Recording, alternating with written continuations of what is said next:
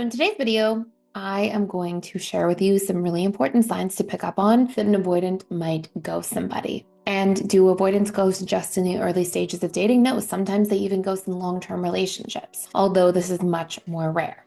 So we're going to talk a little bit about, first and foremost, why an avoidant might ghost, signs that this person is about to ghost, and most importantly, what you can do in a healthy way to prevent this from happening and to make sure you don't end up in situations like this to begin with. And I'm curious, before we even dive in, let me know in the comments what you think the most common signs that an avoidant is about to ghost probably are.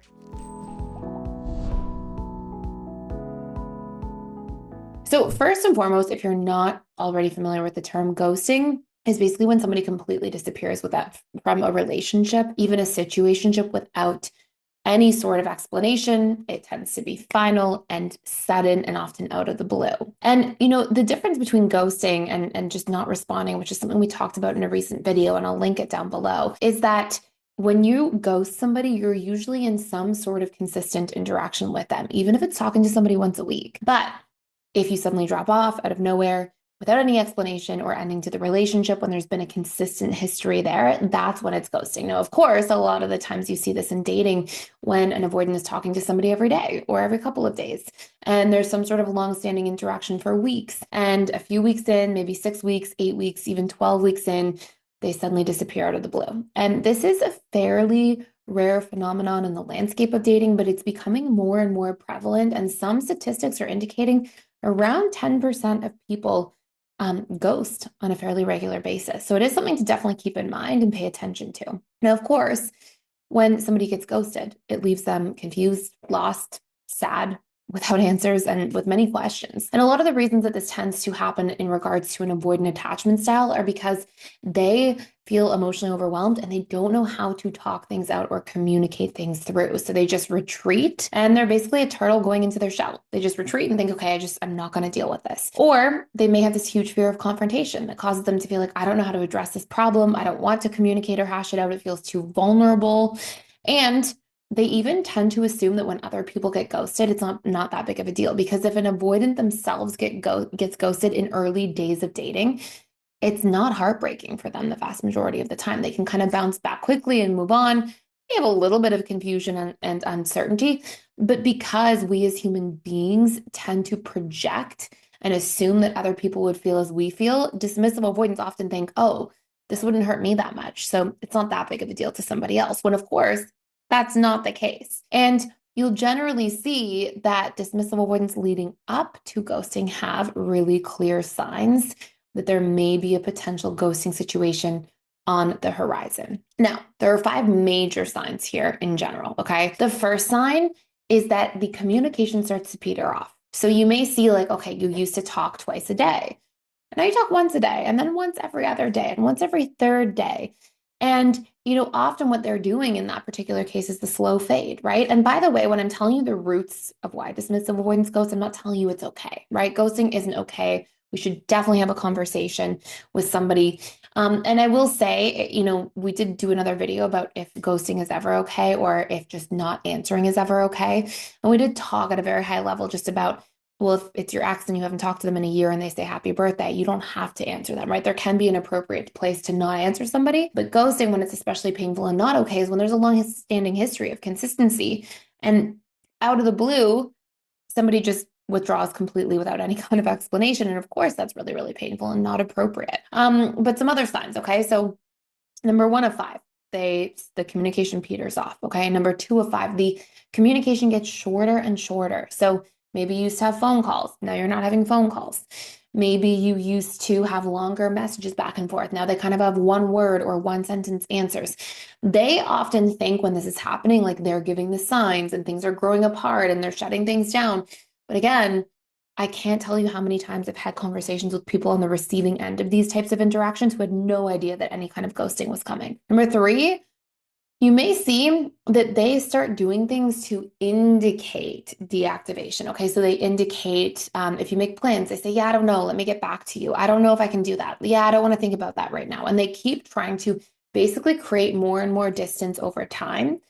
And you end up going from feeling like, hey, this is somebody who I could plan things with and talk things through with and they were investing and making an effort and initiating, but then these things start to go away. And that brings me to number 4 of 5, which is the initiating of plans, the initiating of communication, the initiating of anything starts to really go down the toilet. Like you just don't see that becoming any sort of common theme or pattern. Now, I will tell you number 5, and most importantly, I'll tell you what to do.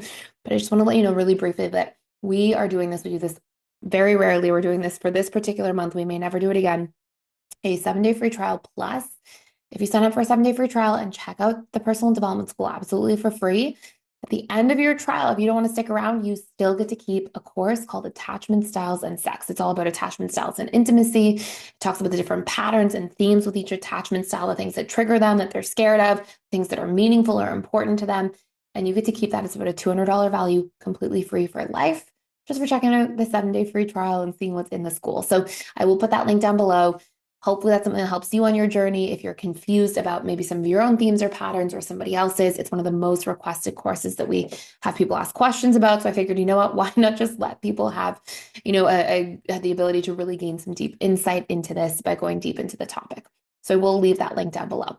Now, the 5th major thing that you'll tend to see, and this is super important to notice, is that a dismissive avoidant before they ghost is not in the habit of trying to hash anything out or tell you if anything is wrong. So when you look and you see like, okay, maybe they're pulling away, they haven't tried to talk about it, haven't tried to communicate with you about it. And oftentimes what that actually indicates is that this person is feeling the need to retreat, but doesn't want to put the energy in to solve for the problem they are retreating over. And again, this is not a great sign. It's a sign that this person's not really trying to invest long-term or sort things out. And so usually what happens is dismissive avoidants basically enter into the state of like learned helplessness, where they don't know how to resolve a conflict or move forward. They feel overwhelmed by the idea of doing so because they're in a state of learned helplessness. And so they just completely pull away.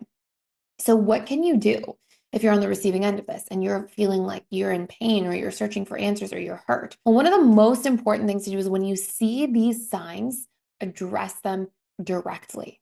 If you see that somebody's not initiating conversation, giving you short answers, have the conversation with them. Hey, I noticed our communication isn't what it used to be. I'd love to hear what's going on from your end. Why do you do this? Okay. Because you have a win-win outcome when you address it directly.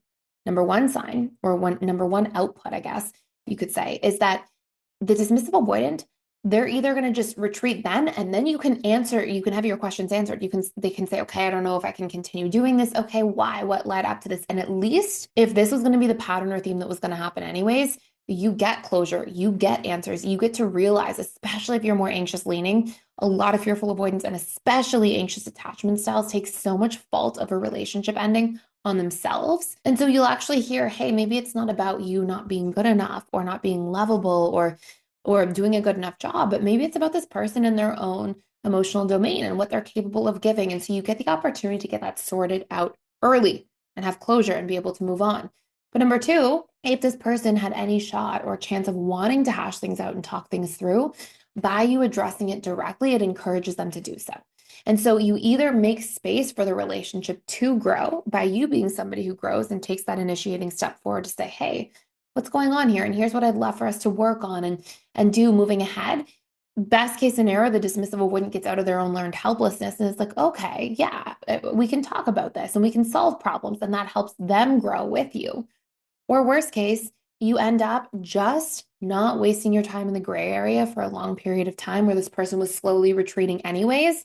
You get to address it directly, have the closure and the answers you need, and everything is at least clear from there. And it gives you space to start investing in people that are a really good fit for you, that you do want to spend time with, that will invest back and operate from a healthy set of patterns and behaviors. So that's it for today. Remember, you can check out that free trial plus free access to a course for life all about attachment styles and intimacy. I'll put the link down below. And I'm curious if you have experiences like this, if you want me to create any videos according to that, any content you want to see, let me know in the questions or comments down below. And thank you so much for stopping by and for watching.